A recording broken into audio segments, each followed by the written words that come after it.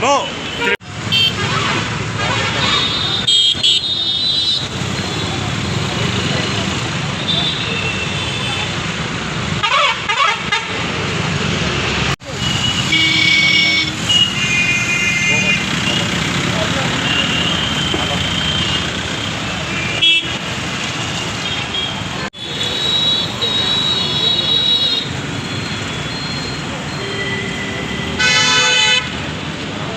मेरी हमारे मध्य प्रदेश के प्रभारी जेपी अग्रवाल जी से जो मैंने शिकायत की थी, उसमें ये कहा था कि जो हमारे प्रदेश के पूर्व मंत्री सज्जन सिंह जी वर्मा जी द्वारा अभी कुछ एक वीडियो वायरल हुआ था, जिसमें हमारे पूर्व मुख्यमंत्री श्री दिग्विजय सिंह जी के बारे में आपत्तिजनक शब्द कहे थे। मैंने उसका उसमें उल्लेख किया था कि उससे कहीं न कहीं हमारे जो हमारे कांग्रेस के कार्यकर्ता है, जो ज़मीनी स्तर के लोग हैं, कार्यकर्ता हैं, उन लोगों का मनोबल टूटता है। इसी की बात को लेकर के मैंने पत्र लिखा था। भैया, आप पत्र को लेकर अब आपका क्या कहना है? मतलब क्या आपकी मांग क्या है उनसे? मेरे मेरे जेपी अग्रवाल जी से यही मांग की है कि आप एक उचित निर्णय लें कि जिससे कि आगे ऐसी कोई कार्रवाई न हो सके, क्योंकि इस तरह की जहाँ पे ये बयानबाजी होती है, उससे आम जो एक कांग्रेस से जुड़ा हुआ व्यक्ति है, उसका मनोबल टूटता है, वो हतोत्साहित होता है। तो हमने यही प्रार्थना की है, उनसे यही निवेदन किया है कि आप इस चीज़ को कुछ आप इसे एक्शन में लें और इस पर कार्रवाई करें कि जिससे कि ऐसा आगे कार्रवाई ना हो, क्योंकि आज जो हम देख रहे हैं प्रदेश में, मध्य प्रदेश में कांग्रेस की सरकार बनती दिख रही है, पर इन सब चीज़ों से कहीं न कहीं अब आम व्यक्ति का मनोबल टूटता है। आपको लगता है एक बार फिर गुटबाजी सामने आ रही कांग्रेस की वजह मध्य नहीं प्रदेश में? देखिए, कांग्रेस बहुत बड़ा परिवार है। यहाँ पर हर तरह के लोग हैं, कुछ न कुछ होता रहता है, आपसी सब सदस्य हैं, तो इसमें कोई गुटबाजी नहीं है, केवल इसमें मन विचार मत विचार का खेल है। आखिरी सवाल है हमारा। अभी सज्जन सिंह वर्मा जी ने कहा है जी कि मैं मतलब दीपेश कानूनगो को माफ कर दूंगा और आगे जो निर्णय होगा इसका जेपी अग्रवाल जी लेंगे। जी, इस पर कुछ आपका कहना है? कुछ नहीं, वो जैसे आपने बताया कि माफ़ कर देंगे, तो वो बड़े हैं, माफ़ कर सकते हैं मुझे तो बिल्कुल। और अब निर्णय जो है, निर्णय वाकई में जेपी अग्रवाल जी को ही लेना है।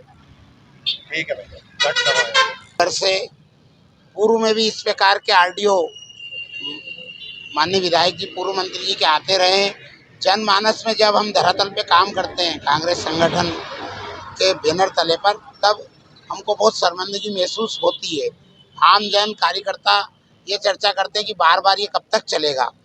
जब जिला पंचायत अध्यक्ष का जो मामला हुआ, इसमें किसी भी स्तर से माननीय दिग्विजय सिंह जी का कोई लेना देना नहीं था, तो कब तक इस प्रकार आप शब्दों का प्रयोग इतने वरिष्ठ कांग्रेस के नेता करेंगे? जो पंडित दीपेश कानूनगो जी ने पत्र लिखा है वो उचित है, और संगठन ने जब छोटे कार्यकर्ता या अन्य नेताओं पर कार्रवाई होती है, कहा जाता है कि माननीय प्रदेश अध्यक्ष जी के नाक और कान देवास में है। यही पूर्व मंत्री जी और विधायक जी प्रदेश अध्यक्ष से कम अपना ओहदा नहीं समझते, फिर इतने जिम्मेदारी पर होने के बाद कि आज मध्य प्रदेश में कांग्रेस की सरकार बनने जा रही है, तो देवास जिले का क्या योगदान रहेगा? जिला पंचायत अध्यक्ष का भाजपा में जाना दुर्भाग्य है। इसको संगठन ने गंभीरता से नहीं लिया। जब अच्छाई के लिए आप ताली बजवा सकते हो छोटी से छोटी बात पर भी, तो अब जो जिम्मेदारी तेज नुकसान पर क्यों नहीं तय हो रही है? इस समय जो पंडित दीपेश कानूनगो जी ने पत्र लिखा है वो बिल्कुल उचित है। हम सब इनके साथ हैं। जब तक कोई बड़ी कार्रवाई नहीं होगी, तब तक इस प्रकार का शब्दों का चलन भी माननीय मंत्री, पूर्व मंत्री जी बंद नहीं करेंगे। एक आप अभी हमने उनसे भी बात की तो उन्होंने नादान बताया हाँ। दीपेश कानूनगो जी को, और कहा मैं तो उसे माफ कर दूंगा और इस पे आखिरी निर्णय तो अग्रवाल जी को लेना है। तो क्या क्या उनको उन्होंने पत्र को भी क्या हल्के में लिया या क्या आप मानते हैं? पत्र हल्के से नहीं होता है। ऑडियो वायरल हुआ है, माफ करने का सवाल ही नहीं होता। पंडित दीपेश कानूनगो जी ने कोई गलती नहीं की उन्होंने अपनी पीड़ा है। व्यक्त उन्होंने की। किसी को, पूर्व मंत्री जी को अपशब्द नहीं बुलाया, उनके कारण संगठन का कोई नुकसान नहीं हुआ है। लगातार सभी लोग, नर्मदा सिंचाई परियोजना में भी देखा यही टीम थी, हिम्मत सिंह जी चावड़ा, दिग्विजय झाला और ये नईम और सभी लोग धरातल पर कांग्रेस का काम कर रहे हैं। और इनको पीड़ा इसलिए है कि लोग, इनके कार्यकर्ता और लोग कहते हैं कि आपके इतने बड़े नेता को, कांग्रेस के एक वरिष्ठ नेता अपशब्द कहते हैं, कार्रवाई क्यों नहीं?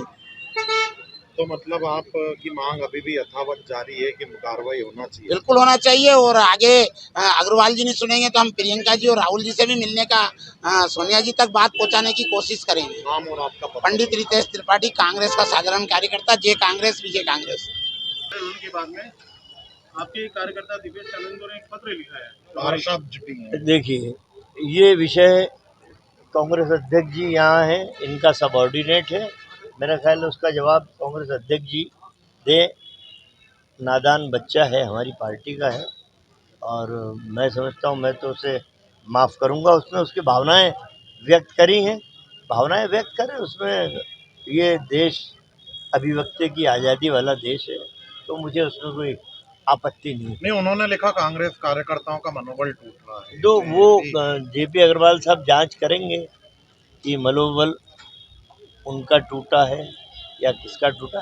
वो जेपी अग्रवाल साहब को यदि पत्र लिखा है तो वो जांच का विषय हो गया कि मनोबल टूटा है या मजबूत हुआ है, जो भी ये है। क्या माने पुलिस पर गुटबाजी सामने आ रही है? नहीं, ये गुटबाजी नहीं है। मैं तो जब आप मेरे बयान सुनते हैं, मैंने स्पष्ट सबसे पहले आदरणीय दिग्विजय सिंह जी साहब का नाम लिया है।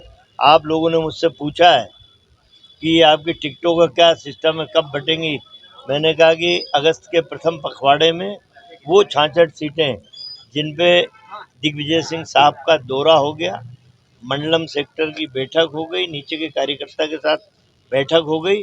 अगस्त के पहले पखवाड़े में 66 वो सीटों पे हम उम्मीदवार तय करेंगे। दूसरे पखवाड़े में अगस्त के वो 69 सीटें जिन पे कमलनाथ जी खुद सभाएं ले रहे हैं, मंडलम सेक्टर की बैठक ले रहे हैं, खाते गांव भी आए थे अपने ज़िले में, उन 59 सीटों की 69 देवास भी आए थे सीट।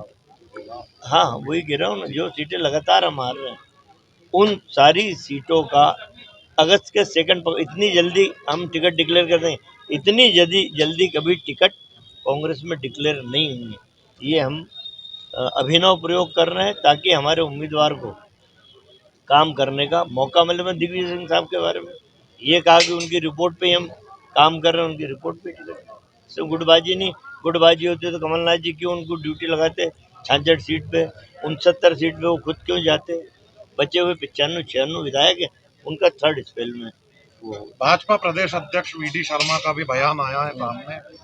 उन्होंने भी कहा है कि हम भी आदर से नाम लेते हैं दिग्विजय सिंह जी का।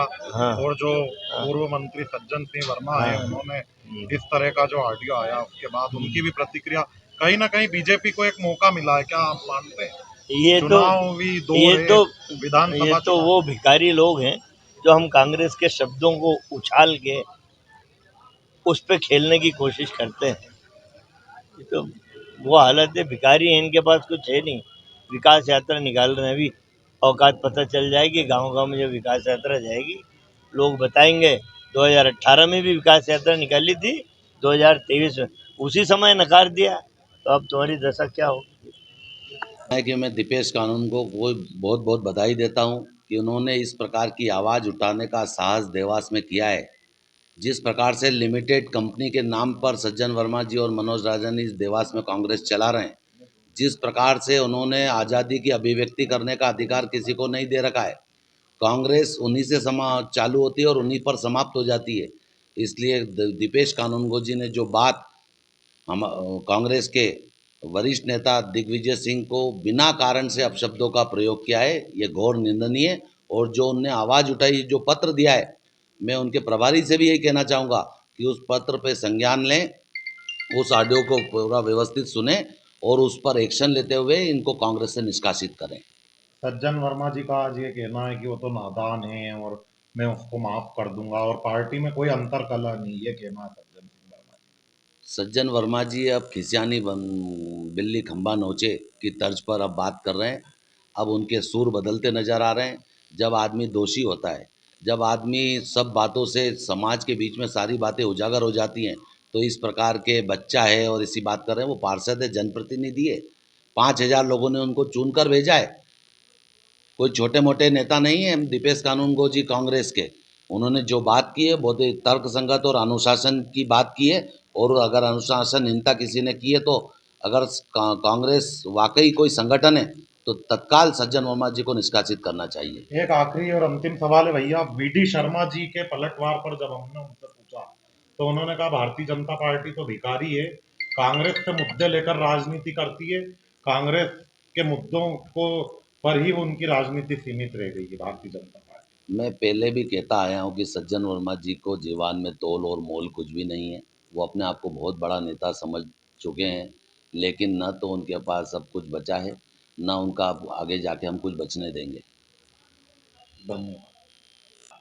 अपू भैया, राहुल गांधी वो भारत जोड़ो बोलने की बात कर रहे थे, वो पहले अपनी कांग्रेस को तो जोड़ लें। जहाँ सज्जन वर्मा दिग्विजय सिंह जी को गाली बक रहे हैं, उनके एक पार्षद सज्जन वर्मा के खिलाफ पत्र लिखा पढ़ी कर रहे हैं। ऐसी स्थिति में जब कांग्रेस में ही फूट है तो कहाँ भारत जोड़ने की बात कर रहे हैं, कहाँ 26 दलों को लेकर एक महागठबंधन बनाने की बात कर रहे हैं। पहले स्वयं के घर में सुधार कर लें, उसके बाद दूसरे दलों के ऊपर उंगली उठाएं। पहले खुद आईना देखें, उसके बाद दूसरों को आईना दिखाने की बात करें। सज्जन सिंह वर्मा जी ने आज एक और टिप्पणी की, जब वीडी शर्मा जी की जो प्रतिक्रिया थी उनके बयान पर कि हम तो दिग्विजय सिंह जी का आदर करते हैं, लेकिन आपके द्वारा ही इस तरह की अनर्गल टिप्पणी, उस पर जब सवाल किया गया तो भाजपा को और प्रदेश अध्यक्ष जी पर उन्होंने टिप्पणी की कि ये दल तो भिखारी है, कांग्रेस से चुराए हुए मुद्दों पर राजनीति करता है। देखिए, ये अपने अपने संस्कार हैं। जहाँ भाजपा प्रदेश अध्यक्ष जिनके विरुद्ध दिग्विजय सिंह जी ने अनर्गल टिप्पणियां की थी, जिनके विरुद्ध माननीय वीडी भाई साहब ने मानहानि का दावा भी लगाया, उसके बावजूद भी आज भी वो उनका नाम सम्मान के साथ लेते हैं। और वहीं आप दूसरी ओर देखिए कांग्रेस के नेता को, जो अपने ही वरिष्ठ नेता को किस प्रकार की गालियां दे रहे हैं, जो आपने वीडियो वायरल में सुना भी है। वो जो भारतीय जनता पार्टी को भिखारी बोल रहे हैं या भारतीय जनता पार्टी के प्रदेश अध्यक्ष के बारे में अनर्गल टिप्पणी कर रहे हैं, मेरा एक बार फिर उनसे निवेदन है कि वो अपना गिरबान झाँक लें। वो स्वयं क्या है, उनकी कांग्रेस क्या है, किन मुद्दों को लेकर आज वो समाज के बीच में है, पहले खुद उसकी समीक्षा कर लें, उसके बाद हमारे पार्टी के ऊपर उंगली उठाएं। जी धन्यवाद।